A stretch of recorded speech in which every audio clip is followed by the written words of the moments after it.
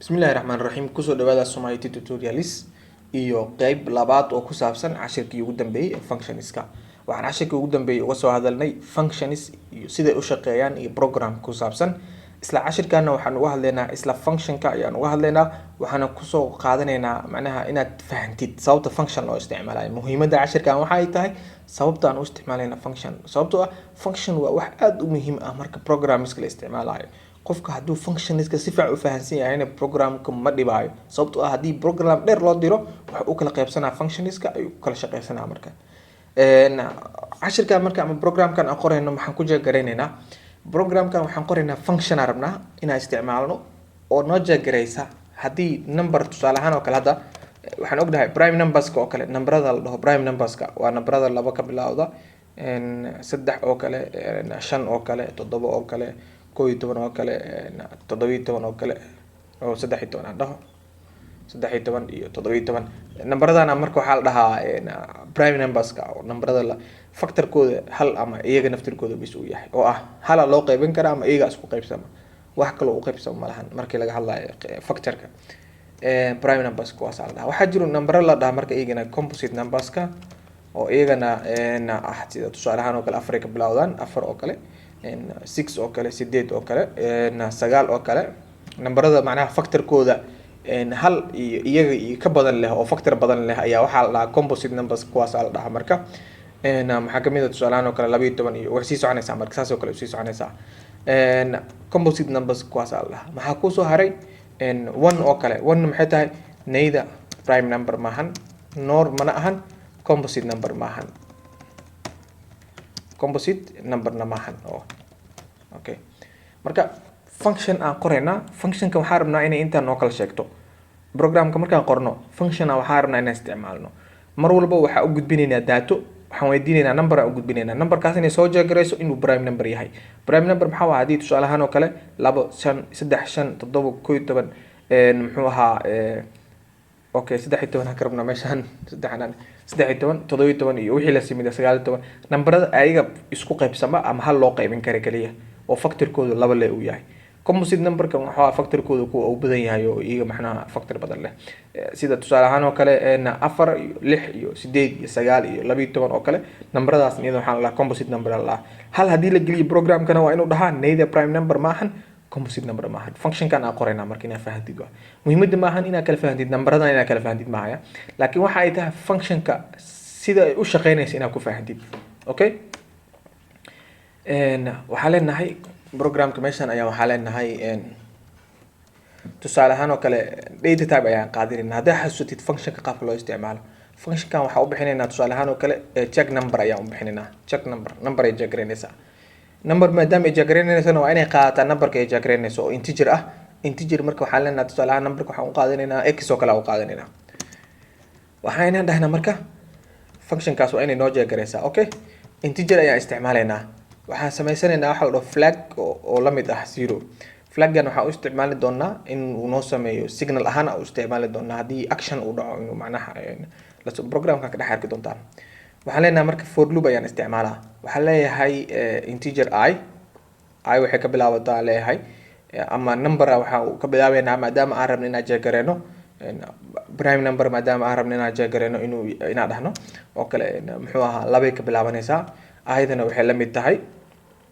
ama muxuu ahaa ay la eg tahay waxay ka yar tahay ama ay la eg tahay waa inaan dhahnaa numberka la geliyay oo ah x la geliyay oo loo qeybiyo 2 waxaan rabnaa inaan jeegareeno numberkaas haddii 2 loo qeybiyo qaybta ka hooseysa ma loo qaybin karaa inaan dhahno oo kale ayadaasna mar walba waxay noqonaysaa plus marka qaabkan ayaa muxuu jeegareynaa condition marka waxaan isticmaalnaa if haddii tusaale ahaan oo kale x haddii loo qeybiyo i haddii la mid noqoto 0 x haddii ay loo qeybiyo la mid noqoto 0 programka waa inaan dhahnaa flag waa inuu noqdaa markaas 1 waa inuu noqdaa oo 0 ka soo tagaa loopkan waa inuu istaagaa sababtoo ah numberkaas prime number ma noqonayo okay inta marka waxa ku jeegareynaa waxay tahay prime number miya ama prime number maahan okay marka ka soo baxno marka loopka ka soo baxayna waxaan jeegareynaynaa loopka marka ka soo baxno waxaan jeegareynaynaa numberka la geliyay ma waxa uu la mid noqdo horta hal haddii hal uu la mid noqdo maxaa dhacayo waa inaan dhahnaa c out waa inaan dhahnaa okay kabacdina waa inaan dhahnaa 1 muxuu ahaa is neither maahan prime maahan, nor mana ahan, composite maahan. Numberka waa inaan dhahnaa. Okay, prime numberna maahan, composite numberna maahan, waa inaan dhahnaa. haddii uu noqon waayo ka waran x taas hal adee noqon wayso oo numberka la geliyo hal hadduu lamid noqon waayo maxaa dhacayo else barta usii gudbaysaa. marka numberka waxaa jagareynaya marka hadda prime mia ama composite sida u jagareynaya condition kale isticmaalaysaa sub condition muxuu ahaa else dhexdeeda condition kale kusii isticmaalaysaa if kale. waxaa leedahay haddii marka tusaale ahaan oo kale flagga jagareysanayna flaggen hadduu zero lamid noqdo micnaheeda wax ma isbedelin numberkaas waa prime number. maxaa marka sameysanaysaa c out ayaa leedahay x ayaa soo qaadanaysaa waxaa leedahay x is prime number waa leenahay is prime number x waa prime number. okay inline ayaa leenahay. haddii marka flag zero uu la mid noqon waayo maxaa dhacaya else kala qoraysaa oo ah c out inaan dhahno kale x inaan dhahno kale bacdi haddana maadaama ay la mid noqon weysay prime number composite number waa inaan dhahnaa composite number waaye macnaha. okay waa inaan isticmaalnaa inline marka dhowti muxuu ahaa kala saareyno. hadda marka shaqada functionkan ay qabanayso waxa ay tahay waxay noo jeegareynaysaa numberan usoo gudbinaynaa. numberkaasi waxay jeegareynaysaa haddii numberka uu yahay prime number ama hadduusan prime number ahayn. it means prime number hadduusan numberkaasi noqonin waa composite number. haddii marka hal la geliyana waa in la dhahaa hal prime number ma ahan composite number ma ahan isaga labadaba ma ku jiro. intaan marka waa function fiican fiiri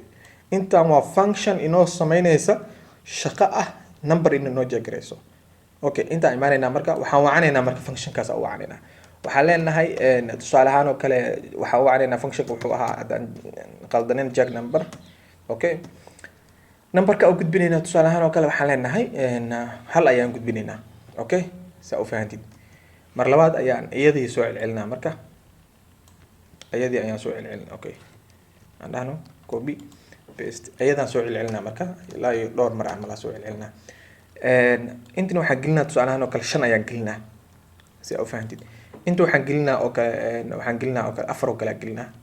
inta oo kale waxaan gelinaynaa 7 aan gelinaynaa. intan waxaan gelinaynaa 9. intaan marka waxaa la rabaa inay kala jeegareyso marka hal functionkan loo diro hal waa inay soo jeegareysaa ay dhahdaa prime numberna maahan composite numberna maahan. check number markaa dhahno haddana aan gelino 5 waa prime number saas daraadeed prime number inay dhahdaa waa. 4 haddii aan gelino composite number waa sababtoo prime number ma noqon karo. 7 haddii aan gelino maxaa dhacayo waa inaan dhahnaa idana prime number waa. 9na composite number waa. horta programkeena aan jeeg dhahno wax error ah miyaa jira maya. okay ranaan leenahay marka inta soo fiiri marka meeshaan maxaa ka dhaxay check number waxaa la dhahay halaa gelin hal maxaa kusoo baxay kow aa la dhahay oo hal ah numberka aa u gudbisay is neither prime nor composite. primena maahan compositena maahan saa ujeedidba functionkii way jeegaraysay. waxaa kaloo oo gelinay 5 gelinay soo maahan 5 is prime number way kusoo qortay 5 prime number waa. okay waxaan gelinay haddana 4 aan gelinay 4 is composite number sababtoo prime number ma noqon karo. 4 waxa u qaybin kartaa 2 u qaybin kartaa asaga u qaybin kartaa 3 muxuu ahaa hal u qaybin kartaa asaga isku qaybin kartaa marka 4 composite number waa. 7 aan gelinay 7 waa prime number 7 is a prime number. 9 aan gelinay 9 is a composite number oo ah macnaheedu prime number ma noqon karto 3 u qaybsamayso 8 isku qaybsamayso hal loo qaybin karaa factor badan ay leedahay. mar kale ayaan isticmaalaynaa waxaan leenahay tusaale ahaan oo kale 30 iyo 1 ayaan gelinaynaa. mar kale ayaan isticmaalaynaa haddana waxaan leenahay 33 sa u fahantid kaliya muxuu ahaa functionka shaqadii qabanayso. 31 is a prime number 33 is a composite number functionka ujeeda shaqadii qabatay. muhiimadda marka waxa ay tahay inaad fahantid numberadan anaga aan gudbinayno waxaan rabnaa inaad jeegareyno composite number miya prime number miya mise 1 haddii la gelinayo inay soo baxdo prime numberna maahan composite numberna maahan. mar walba marka fiiri waxaan isticmaalaa ugu yaraan 1 2 3 4 5 6 7 mar ayaan muxuu ahaa functionkan u wacay si fiican u fiiri 7 mar ayaa waxa u wacay functionka 7 marba functionkan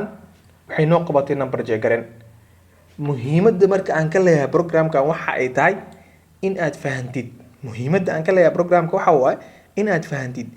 reusability waxa la dhaho functioniska waxyaabaha aad ku muhiimsan waxay tahay isticmaalka functioniska in aad soo celcelisid shaqada programkan ee ka yaraato hadda tusaale ahaan haddii functionkan aysan jiri lahayn inta ka bilaab ilaa intaan oo ah codeka aan ku jeegaraynayno numberka ayaan 7 mar qori lahayn si fiican fiiri 7 mar markii intaan qori lahayn programkeenu wuu dheeraan lahaa hadda maxaan samaysanay function la dhaho check number ayaan samaysanay maxaan ka bacdi u dirsanayna mar walba numberka ayaan u dirsanayna waxa leena noo jeegaray check number programka inta ku jirtid marka hadii aad u baahatid numberka aad jeegaraysid functionkaas oo wacaysa waa u gudbinaysaa data ida ku soo jeegarayso muhiimadda marka functionska dhan loo leeyahay waa taas oo ah in ay ka kala yareyso shaqada programka aad qaban lahayd oo kale hadda intaan oo ah hadii aad fiirisid number 7 marka laga soo bilaabo link 7 ilaa iyo link 24 hadii muxuu ahaa programkaaga aad 7 mar isticmaashid intuu la ekaado ogtahay programkaaga uu badanaa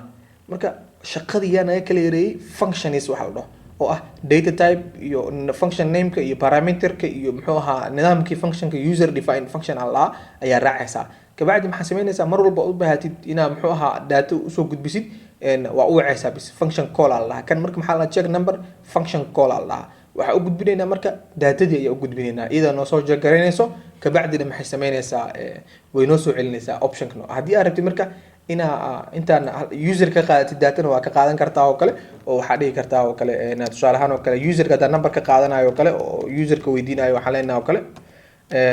enter a number kala marka user ka dhaheeno enter a number oo kale si aad u jeegaraysid oo kale numberka marka user ka weydiiso oo kale si ina dhahdid